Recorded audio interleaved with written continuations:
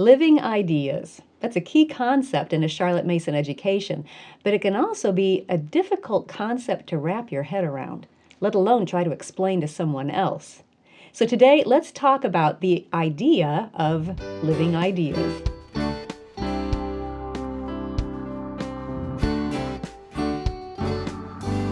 Welcome to the Simply Charlotte Mason podcast. I'm Sonia Schaefer. Joining me today is my friend, Amber O'Neill Johnston. Amber, I'm so glad to have you back on the podcast. Thank you. I'm excited to be here. Let's talk about just something, that's simple, like living ideas. What are they? How do you recognize them? How do you explain them to others? What is their role in a Charlotte Mason education? Shall I keep going? This is very meaty. I think that living ideas, when I explain a Charlotte Mason education to people who are unfamiliar, it's one of the first things that I start with because I think it's something that really differentiates this type of education from what most of us are used to. Mm-hmm. So living ideas are these ideas that give children a curious view of the world, and these are the ideas that make them want to learn more, to spark some new idea, right? Ideas beget ideas. Yes. And so the way to think about it would be to think of living ideas as the opposite of just dry facts. And so when I was in school, there was a lot of regurgitation of facts, memorization, without the informing idea. Mm-hmm. And so living ideas send us in a different direction to say we start with the informing idea, and the facts will undergird that and will come and fall from there. I love how Charlotte worded it, that the facts are clothed.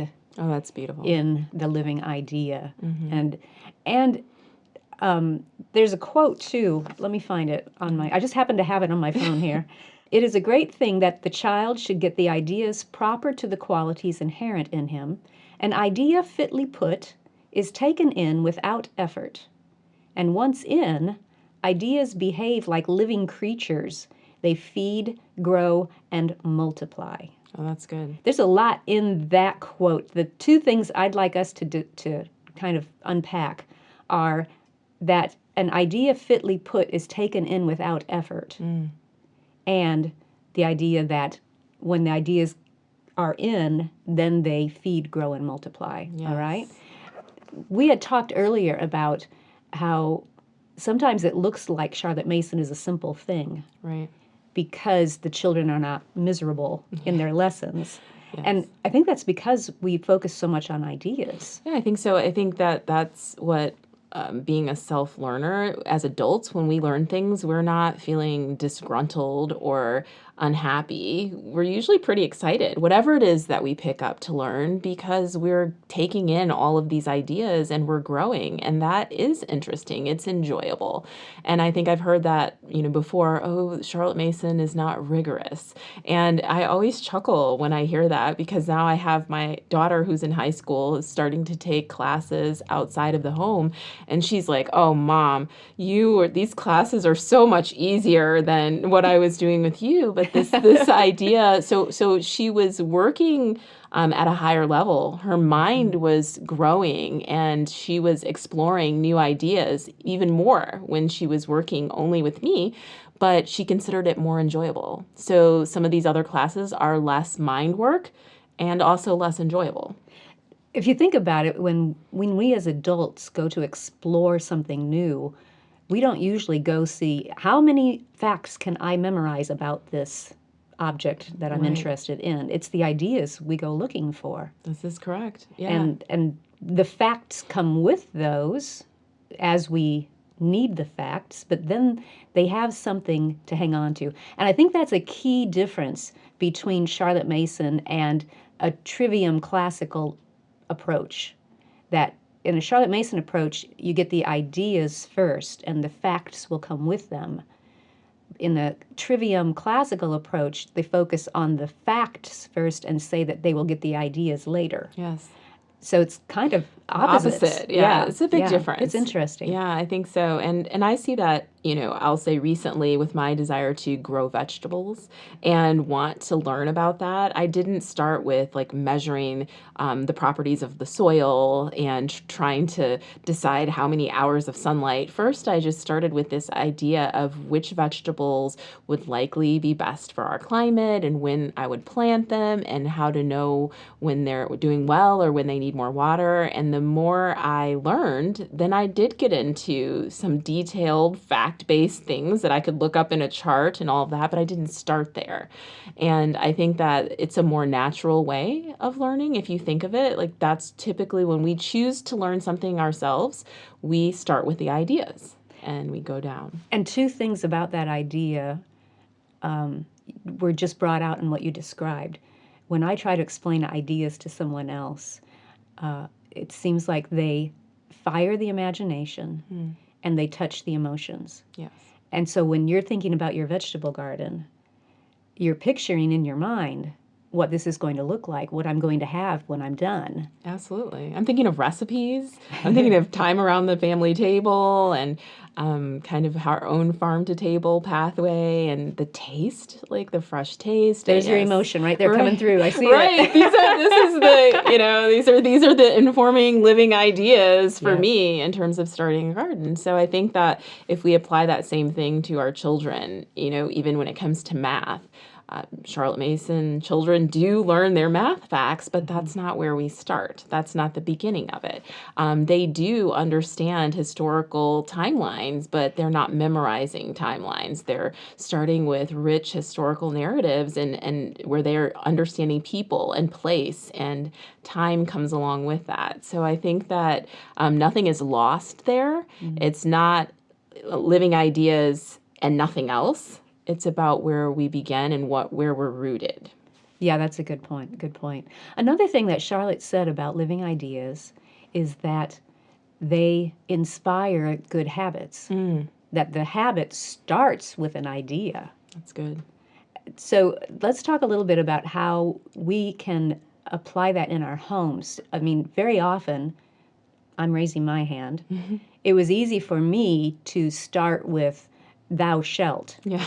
When we do a habit we want to cultivate in our kids, Yes. rather than starting with painting the picture of the benefits and getting the imagination involved, so that can inspire the habit. Yes, I think that comes about a lot through the living books we read.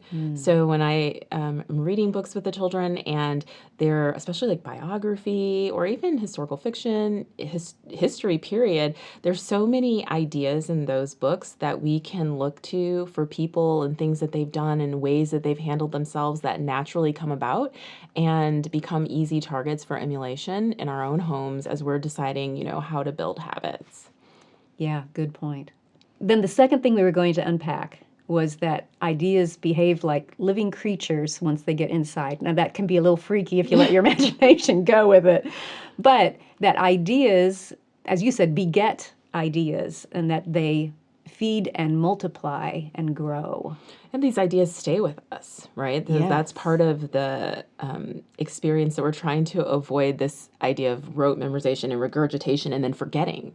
I mean, that's how I made it all the way through school. Me too. I didn't learn a lot, but I was very good at memorization and regurgitation. So here we're looking for these ideas that stay with you as you go, and you add your own ideas. You have experiences that come from other things you read, hear, see, listen to, people you meet, and the ideas grow and they move, and it's kind of like an amoeba moving around there with all of these ideas. And for Charlotte Mason, that was the crux of education. She talked about that. I think I had a quote here. She said, "Now that life, which we call education, receives only one kind of sustenance, it grows upon ideas.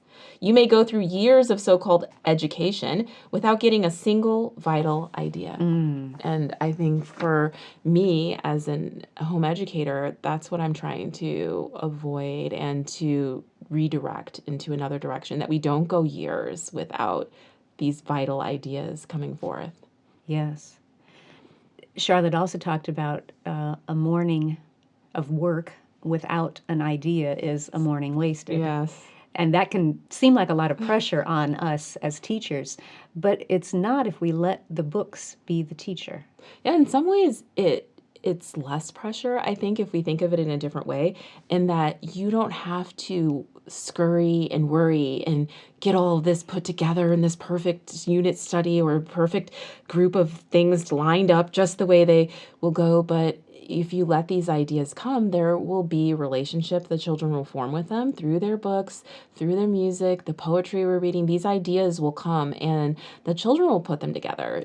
I'm going to be paraphrasing, which is always dangerous, but I know she talked about the idea that it's our job to share these things and the child will take away from it. Each child will take away from it what they can or what they ought. Yes. And I think to me that's very freeing. So it's not my job to stuff facts or even stuff ideas, right? But to more introduce them to great thinkers and thoughts and ideas, and the child will take away the things that they were meant to take away. That's why our children are all different. We can have the same lessons in the same books and have vastly different narrations or ideas from these books and come up in different conversations, and each child will highlight something different. Yes, they each make a relation with what they're ready for at the Yes. time. I love how Charlotte compared our serving ideas to serving meals. Yes. And you think about it, when you prepare a meal for your family, you don't sit and analyze every single vitamin that is in every single dish and do we have exactly the right amount of vitamin K for this child, and you make sure you get the vitamin D here. We just make sure it's all nutritious, and we let them take as much as they need and what they are in the mood for at the time, up to a point. Yes. We do serve it regularly, we serve it generously, and we have a plan behind it. But as you said, we are not force feeding every spoonful.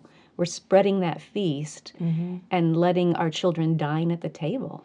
And it's funny that you say that because that's literally the advice. I'm also a registered dietitian in another life. That's right. I forgot about that. Here, I'm telling you about No, meals. but that's exactly how, that analogy is dead on, that the parent is responsible for what is available to eat.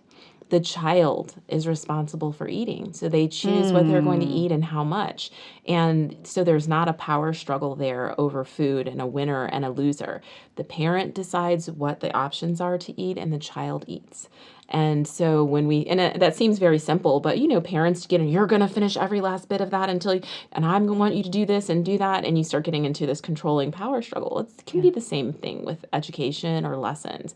So, Mason called it a feast and we've clung to that. It's such a good word, but we are spreading this feast or meal and our children are going to take different things from it. Someone's going to take more of this and less of that. Someone's going to take more of this and less of that. And I think that's why it's so important that we don't that we don't eliminate opportunities for ideas because maybe we personally don't get anything from it. So I know I've shared with you before part of my story. I did not have a relationship with poetry. So it would have been very easy. Oh, just don't share that with it. But one of my daughters has gotten so many ideas and thoughts and inspirations and curiosities from poetry.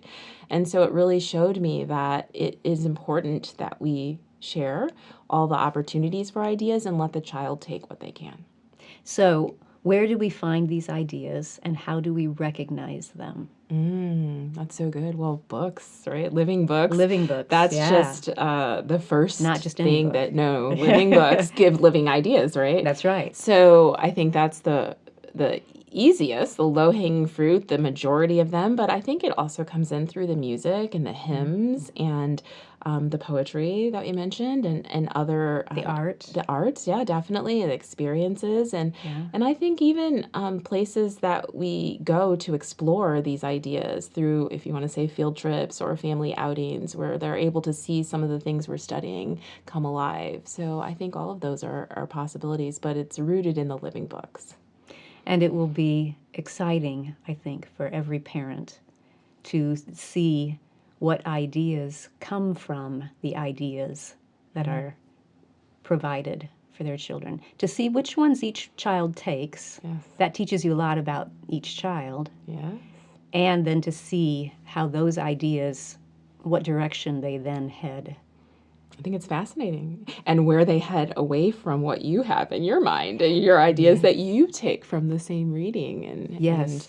that kind of hesitation of holding back where we want to tell them that's not what it says, or that's not the main idea, and all of that. So I think it's fascinating to see what they do with what they're given.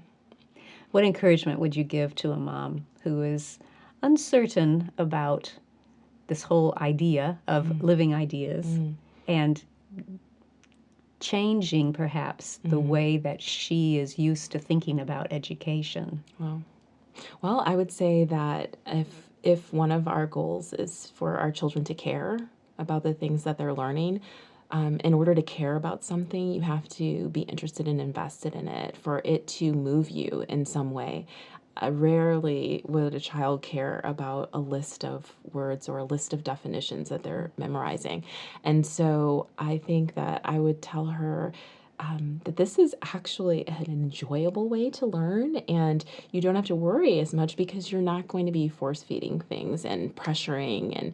And generally speaking, these are lovely stories, and kids want to read them. They want to know what's happening. They enjoy growing, their minds growing and being fed.